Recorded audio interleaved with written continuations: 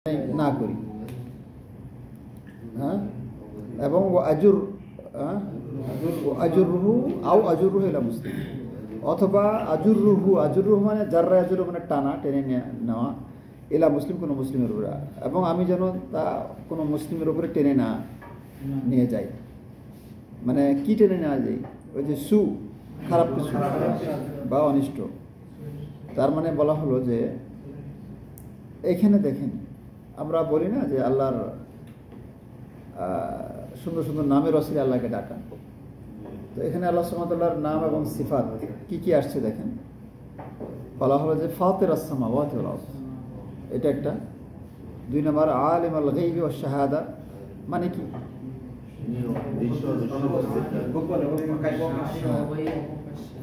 গোপন প্রকাশ্য, হ্যাঁ, এই সব কিছু সম্পর্কে যিনি অবগত। তারপরে রব্বা কুল্লি শাই, সব কিছুর রব, ও মালিকা, সব কিছু তিনি মালিক। দেখেন এই কথাগুলো আমরা তো বলবো যে আল্লাহ তো সব কিছুর মালিকই, আল্লাহ কিন্তু সব কিছুর রবই, কিন্তু দোয়া করার সময় এইভাবে উল্লেখ করে করে দোয়া করা, এটা হলো আল্লাহ এটা পছন্দ করেন। আল্লাহকে বলছে হে সব কিছুর মালিক, হে সব কিছুর প্রতিপালক, হে সামনে বা আড়ালের সব কিছু সম্পর্কে যিনি অবগত, হে আসমান জমিনের সৃষ্টিকর্তা। এই যে আল্লাহকে ডাকা, এত আরেকজন শুধু বলছে আল্লাহ তুমি আমাকে সাহায্য করো, আল্লাহ তুমি আমাকে দয়া করো, সেটাও দোয়া না, কিন্তু সে আল্লাহকে কতটুকু চিনে এটা বোঝা যায় না। কিন্তু যখন এইভাবে একটা একটা করে আল্লাহকে বলছে, তাহলে আল্লাহ সম্পর্কে তার কত ধারণা, কত জ্ঞান, তাই না? আল্লাহকে সে কতভাবে চেনে, আল্লাহর কত বৈশিষ্ট্য তার জানা আছে। তাহলে এটা আল্লাহর প্রতি ভালোবাসা বোঝাচ্ছে না? আল্লাহর প্রতি ভালোবাসা বোঝাচ্ছে না? তো এটাই হলো আল্লাহ সুবহানাহু ওয়া তাআলা আসমা সিফাতের ওসিলায় ডাকা। আপনি অনেক সময় নর্মালভাবে দোয়া করতেছেন, তখন বলতে পারেন যে হে সৃষ্টিকর্তা, হে রিজিক দাতা, হে সব কিছুর পরিচালক, হে আমার জীবনের মালিক, হে আমার মৃত্যুর মালিক, হে কোরআনের রব, হে কাবার রব, মুহাম্মদ সাল্লাল্লাহু আলাইহি ওয়াসাল্লামের রব, ইব্রাহিম আলাইহিস সালামের রব, ইত্যাদি ইত্যাদি বলে আল্লাহকে ডাকা, হ্যাঁ, যেগুলো সুপ্রমাণিত, এইভাবে আল্লাহকে ডাকা, এতে আল্লাহ সুবহানাহু ওয়া তাআলা খুশি হন এবং দোয়া কবুল হয় আর কি। হ্যাঁ, তারপরে বলছে যে লা ইলাহা ইল্লা আনতা, তুমি ছাড়া সত্য কোনো মাবুদ নাই। এরপরে লা ইলাহা ইল্লা আনতা, এটা এক প্রকার আল্লাহ সুবহানাহু ওয়া তাআলার প্রশংসা, যে তুমি ইলাহ, সত্য ইলাহ, তুমি ছাড়া আর সত্য কোনো ইলাহ নাই। হ্যাঁ, আচ্ছা। তারপরে এবার দোয়া করা শুরু। দোয়াটা হলো এখন, মানে চাওয়াটা কি, যে আমার নিজের অনিষ্ট থেকে আমি তোমার কাছে বাঁচতে চাই, শয়তানের অনিষ্ট থেকে এবং শয়তানের শিরক থেকে আমি তোমার কাছে বাঁচতে চাই, আশ্রয় চাই, এবং আমি আর নিজের উপরে যেন খারাপ কিছু না করি বা কোনো খারাপ অন্যের কাছে যেন আমি না নিয়ে যাই। ঠিক আছে? আল্লাহ, তাহলে এই দোয়াগুলো আমরা খুব কম মানুষই জানি, খুব কম মানুষ আমরা এই দোয়াগুলো করি। ঠিক আছে? নিজের নফসের অনিষ্ট থেকে আমাদের নবী সাল্লাল্লাহু আলাইহি ওয়াসাল্লাম আল্লাহর কাছে আশ্রয় চেয়েছেন, নিজের নফসের অনিষ্ট থেকে। তার মানে কি নিজের নফসের অনিষ্ট আছে? আমরা নিজেরাই নিজেদের ক্ষতি করি, আমাদের মন আমাদেরকে এদিক ওদিক পথ ভুলায় দেয় বা ভুল পথে পরিচালিত করে, তাই না? যার কারণে আমরা নিজেরাই জাহান্নামের পথে চলে যাই আর কি। ঠিক আছে? বিবেকের উপরে কখনো কখনো দেখা যায় যে নফস প্রাধান্য পেয়ে যায়। তো এটা থেকে আল্লাহর কাছে আশ্রয় যেতে হবে, আমি যেন নফসের গোলাম না হয়ে যাই, নফসের অন্ধ আনুগত্য যেন আমরা না করি, শয়তানের অনিষ্ট থেকে শয়তান যেন আমার কোনো ক্ষতি করতে না পারে, শয়তান শিরক করাতে না পারে, এবং আমি যেন আমার নিজের উপরে কোনো ভুল সিদ্ধান্ত না নিই, ভুল কাজ না করি, হ্যাঁ, আমাদের ভুল পথে যেন আমি না চালাই। এবার বলছিলাম নাকি যে পাথর মারতে গিয়ে দেখলাম যে প্রচন্ড রোদ, ওই যে কে ছিলেন আমার সাথে? আপনারা ছিলেন না তো? না, আপনি ছিলেন তো। 11 তারিখে আস্তে আস্তে যখন আজান হচ্ছে না, একটু দেরি আছে আরো 20 মিনিট, তখন আমরা বাইরে দাঁড়ালাম রোদে, ছাতা মাথায় দিয়ে, ছবি টবি তোলাতুলি শুরু হলো। তারপরে যে মুরব্বীকে হাসপাতালে ঢুকাই দেওয়া হলো, ক্লিনিকে। প্রচণ্ড রোদ, মোটামুটি 44 ডিগ্রি সেলসিয়াস তাপমাত্রা, জোহরের রক্ত, সূর্য মাথার উপরে, ঠিক আছে, এত গরম, মানে জমিন পাকা, এত গরম।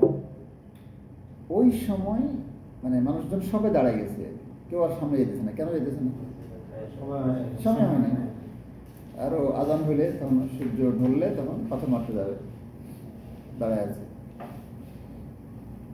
ওই সময় এক লোককে দেখলাম, মুরব্বী মানুষ আর কি, গায়ে ব্যাগ ট্যাগ আছে, সাথে আরো কিছু লোকজন আছে, একদম খালি পায়ে, মানে ভয়ঙ্কর অবস্থা, পা রাখতে পারে না, পা ধরে পড়ে যেতেছে, মানে ছটফট করতেছে, এক পায়ের উপর আর এক পা রাখতেছে, এক পায়ের উপর এক পা রাখে, আবার এক পায়ের উপর এক পা রাখে, দাঁড়ায় দাঁড়ায় আর কি, বসারও তো পায় না।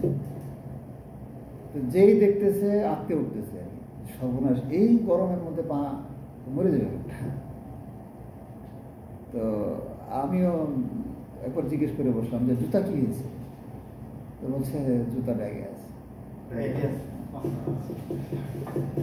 কি বুঝলেন? তার মানে কোন সুফি আকিদার মানুষ মান্নত করছে, হ্যাঁ, অথবা কোন আকিদা আছে যে এখানে খালি পায়ে যেতে হবে। মানুষের মানত থাকে যে আমি খালি পায়ে কথা মারতে যাব, ঠিক আছে, মানে মরণাপন্ন অবস্থা হয়ে যায়।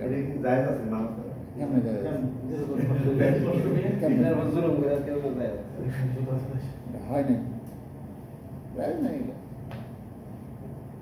নবী সাল্লাল্লাহু আলাইহি ওয়াসাল্লাম দেখলেন যে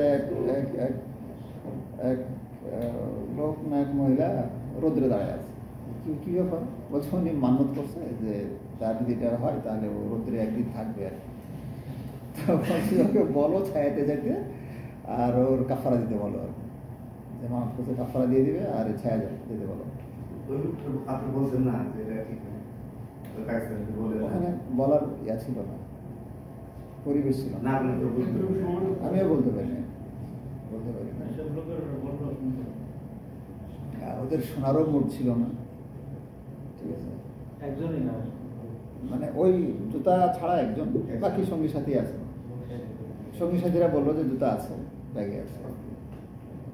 তো এটা মানে আর কি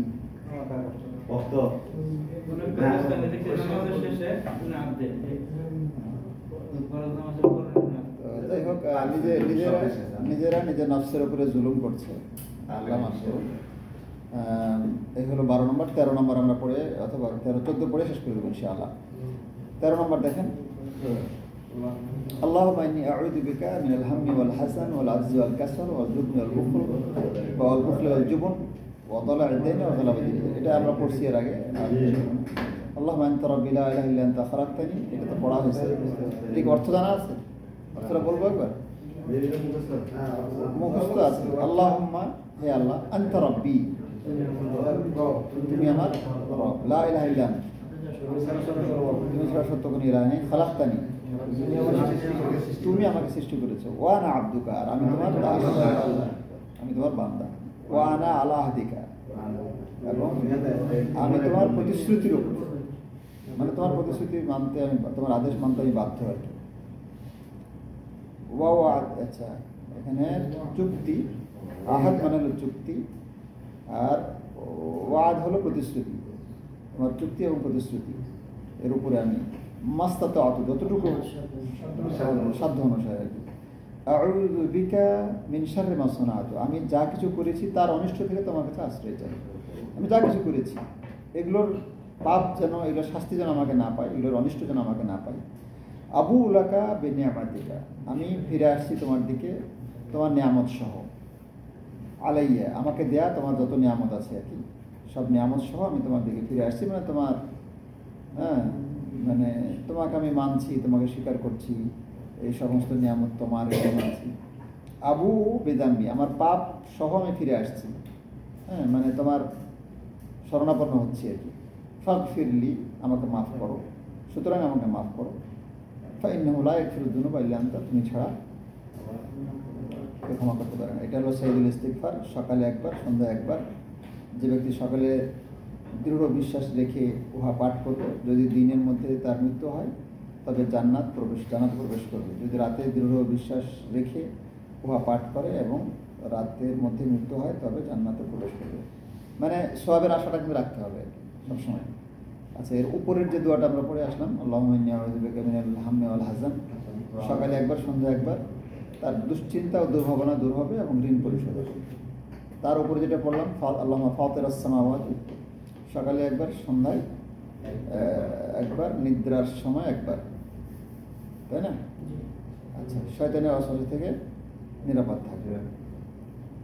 তো এই যে সাইদুল ইস্তেগফার, যেটা এখানেও আল্লাহ সুবহানাহু ওয়া তাআলার বরত্ব স্বীকার করে নিজেকে আল্লাহর কাছে তুচ্ছ করে আল্লাহর কাছে ক্ষমা চাওয়া, শেষে ফাগফিরলি, মানে আমার ক্ষমা করো, ইন্নাহু লা ইয়াগফিরুয যুনুবা ইল্লা আনতা।